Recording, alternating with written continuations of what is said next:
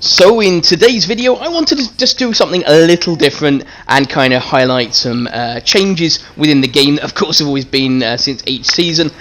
This replay is actually from Season 3, so it's kind of nostalgic in that it's quite a while ago, but also as well, it's like literally the worst start I've ever had in a game, and I don't think I've ever had worse.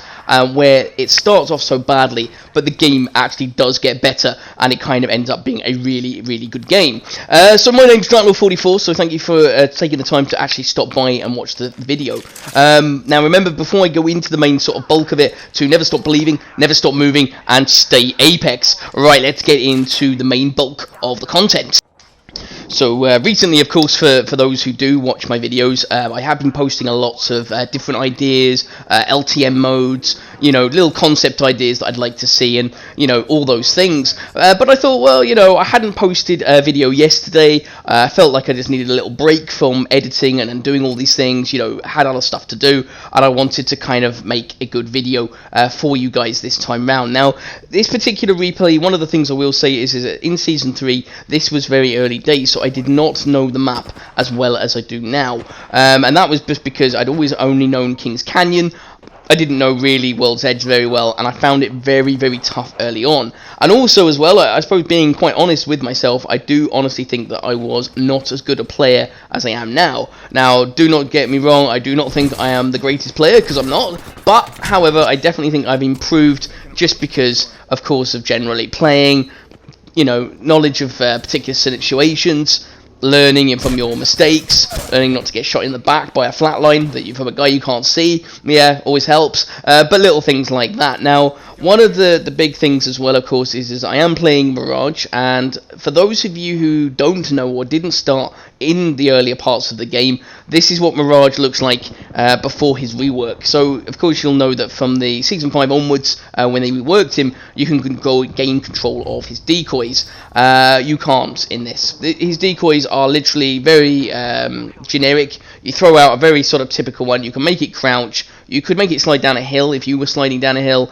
and you could throw it at a box, and it would look at his weapon. It was very, very obvious. I'm not saying that, you know, Mirage is still kind of predictable in a lot of ways. I know sometimes he can completely flummox you, but other times he really is very, very predictable. So I will be actually doing, as my next video, a kind of like a buff, kind of like certain legends, Mirage, Loba, and I will mention Octane, but I've done a video on him already, so I'll link that in the description below if you're interested, and you're an Octane main. If you want to add any ideas to that, brilliant, let's hear them. I'm always interested to hear the ideas. But as you can see in the background here, I couldn't find a body shield. I ran into a guy that could shoot me around a wall, and I got shot. Somehow I haven't been killed. I don't even know how that happened, and actually Octane manages to pull off the revive. How clutch is this? Now the thing is that as soon as I'm revived, actually there's someone right behind, and my teammate then covers for me, thank God, and I'm able to use a Mirage's old ultimate. Now his old ultimate used to allow you to decloak within 4 seconds, which was nice, and also he was invisible for 4 seconds, and the decoys ran in different directions. However, they did not mimic the actual, you know, movements you were making, so if you jumped, they didn't jump and all that. So it was good and bad. I mean, it was a good escape route, it was a good get out of jail free card, but it did have its downsides as well. So just little things like that was, you know, yeah. And one thing I've noticed with Season 6 as well is, of course, the thing like the train missing. Now, actually, I quite liked the train at times. It wasn't something that I went onto all the time by any means, but it was a nice thing to jump onto sometimes and to change location, to switch places if you're in a bad spot. And sometimes, you know, due to storm, you could get out the storm a bit easier because the train would go. The loot was really good on it. And I'm kind of hoping, I mean, talking of limited time modes, which is what my last video was a couple of days ago, and I'll link that in the description below if you're interested, is that I'd like to see the train, the Winter Express LTM mode return again, because actually that was quite a fun limited time mode. Now, some of you won't have played that, so it's definitely an experience and something that you should play, but also as well, it was a really fun mode. It didn't have quite as much bullshit that maybe some of the other modes have, and it was really good. You definitely had the abilities, but if you died, you got to respawn. So you got a way of kind of, a bit like Dummy's Big Day in a way, I suppose, although you did have to encounter abilities, ultimates, all those things. The bright side is that if you made a mistake after the round reset, you got to respawn. So you got a bit of practice that way, and you could get better at kind of what you do in regards to the game. And that was the thing, isn't it? I think that the big thing with Apex is that, why I say never stop believing is because, some games, they just do not go your way. And it's very easy just to go, right, that's it, I'm quitting, that's it, I'm giving up.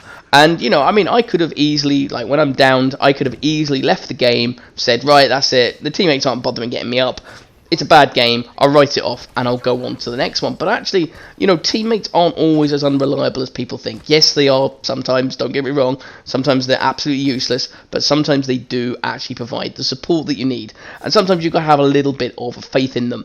Now, as you can see, things are looking up. I finally find an R301, which was a much better gun back then, and I found finally a body shield and a level 1 mag. Happy days. Now, actually, maybe something is kind of moving and things are looking a little bit better. So, of course, we run back into Fragment, a place I'm not very keen of, but I suddenly see a Bangalore just standing there, not sure what she was doing. Hey, I will take it, it's a free kill. Absolutely happy days. She actually had a purple body shield, would you believe it, and a level 2 mag as well, and a stabilizer. Things are looking up as regards to at least I've got a kill from a very, very bad game. I would say as well, one of the things about Mirage, that going back to how different he was, his passive was actually that when he got knocked down, he was invisible for about 5 seconds. That was it. That was his passive. So there was no invisibility or cloaking system at, of course, the beacon, which is okay. There was none of the decoy things where you can throw out the squad decoy things when you're flying down. I don't think that's that great, but it's alright. But also as well, no invisibility revive. If you're reviving someone, you're fully seen. So he was really crap, to be honest, but a lot of fun.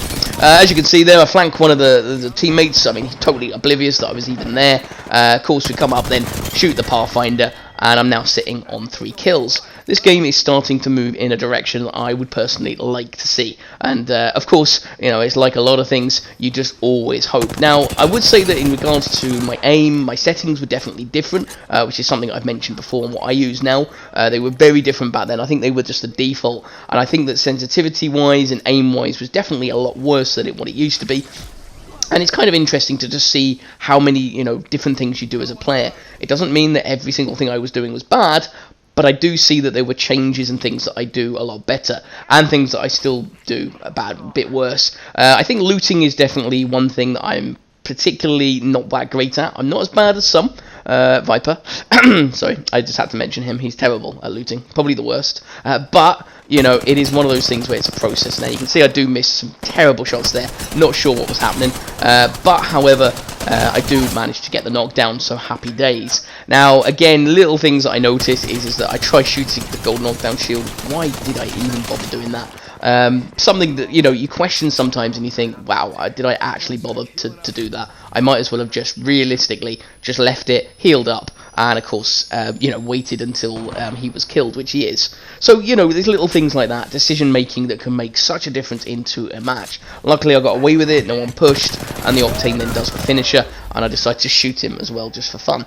But it is one of those things where sometimes little decision makings, little sort of like parts can make such a difference to the game.